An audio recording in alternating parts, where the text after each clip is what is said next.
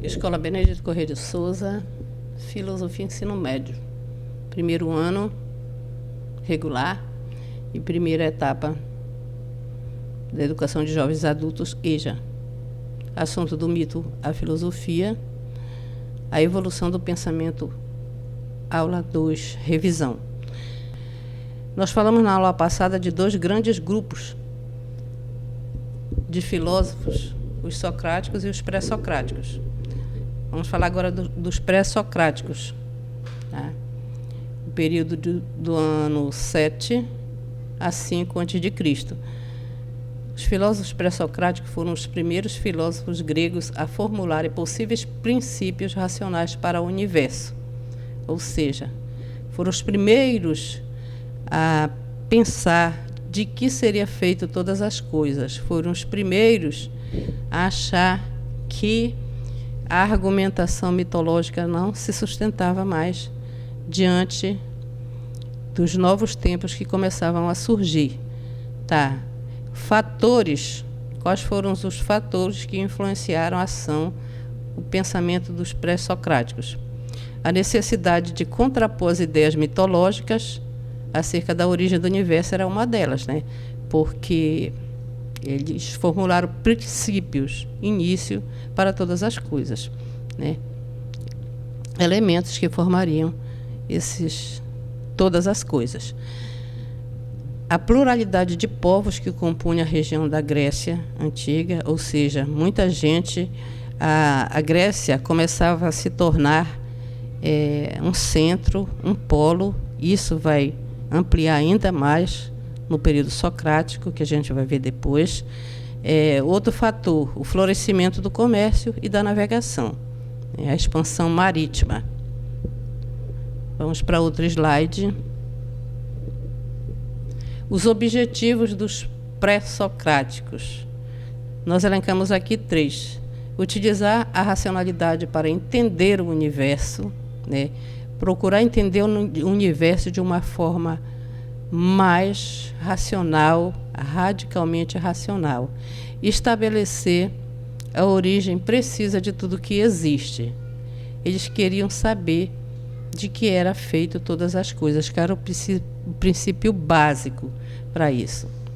Buscar explicações para os fenômenos neles mesmos, ou seja, investigar o fenômeno para poder buscar explicação acerca do fenômeno e não buscar explicação como os mitos, que eles buscavam no sobrenatural, né? Os fenômenos naturais eram explicados na visão mitológica fora dos fenômenos. E as explicações dentro, a partir dos pré-socráticos, é buscada analisar o próprio fenômeno para poder percebê-lo melhor. Aqui a gente colocou uma gravura dos 4 elementos, né? Água, terra, fogo e ar, tá? Simbolizando alguns dos princípios. Tá, e aqui eu coloquei, né, para vocês os princípios de alguns filósofos. Tales de Mileto, que é considerado o primeiro filósofo. Para ele, o princípio de tudo era a água. Anaximandro de Mileto também, para ele era apeiron. Apeiron, o nome é assim. Algo infinito, ilimitado, invisível, indeterminado, uma substância, né, com todas essas características. Anaximenes de Mileto, para ele, o princípio de tudo era o ar. Xenófanes, para ele já era a terra. Heráclito, tudo é movimento para Heráclito, então não poderia ser diferente. Para Heráclito, o princípio de tudo, o elemento básico é o fogo. Pitágoras de Samos é o número, ou seja, nós somos o nosso peso e a nossa medida. A substância, o número está dentro das substâncias, suas características. Empédocles, né, os 4 elementos: água, fogo, terra e ar. Próximo slide. Falamos dos pré-socráticos. Agora vamos falar um pouco de Sócrates. Sócrates nos diz que para aprender é preciso antes reconhecer-se ignorante. É a primeira coisa. Se tu já sabe de tudo, tu não vai aprender nada porque tu acha que sabe tudo.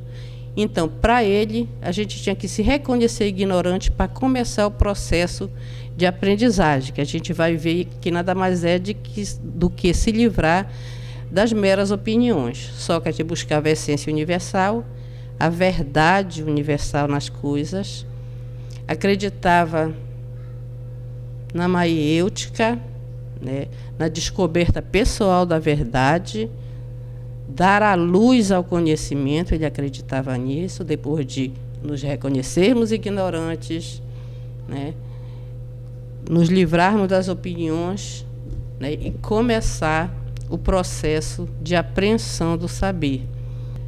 Foco investigativo, a partir de Sócrates, ele muda. Se os pré-socráticos focavam no objeto, Sócrates e os filósofos que vêm com ele focam no sujeito. Antes, a pergunta era de que são feitas todas as coisas. A partir de Sócrates, quem é o sujeito? O sujeito pode conhecer tudo? Como o sujeito conhece? Né? Aqui tem duas frases atribuídas a Sócrates que eu coloquei para vocês. Conhece-te a ti mesmo, era uma. Só sei que nada sei. Ou seja, se reconheça ignorante, que você chega ao conhecimento da verdade. O método socrático, investigação filosófica dialógica, a base dele era o diálogo, onde o professor, o interlocutor, o filósofo conduz o aluno a um processo de reflexão e descoberta dos próprios valores. 2 passos: ironia, a ironia socrática, que tinha um caráter purificador, pois levava os discípulos a confessarem suas próprias contradições e ignorâncias. Através da ironia, muitos dos interlocutores em praça pública se irritavam com Sócrates, porque eram grandes figuras, grandes personagens da época, que na praça pública Sócrates questionava, e eles se irritavam com séries de perguntas que ele fazia muitas vezes desconcertante. E o outro ponto, outra fase do processo do método socrático é a maiêutica. O filósofo continua fazendo as perguntas para que o interlocutor chegue a uma conclusão segura sobre o assunto e consiga definir um conceito. Depois de se despir das opiniões, você está pronto para construir um conceito.